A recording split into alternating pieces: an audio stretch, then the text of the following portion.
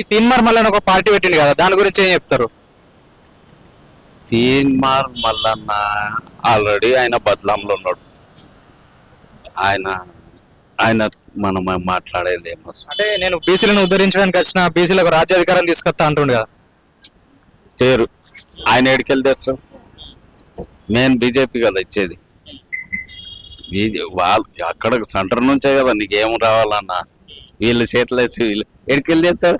Are కృష్ణయ్యనే నేళ్ళ నుంచి పోరాడుతుండు కదా, మరి ఆయననే లేకపోతే ఈయన ఎడికెళ్ళి చేస్తాడు. ఆర్ కృష్ణ గారు బీజేపీలో ఉన్నారు, ఇప్పుడు బీసీల గురించి కొట్లాడుతుండు, ఆయన బంధుకు పిలుపునిస్తుండు, మరి ఆయన డైరెక్ట్ మోదీతో మాట్లాడితే అయిపోతుంది కదా. అదే విషయం నిన్న మీటింగ్ కూడా పెట్టుకున్నారు కదా వాళ్ళు.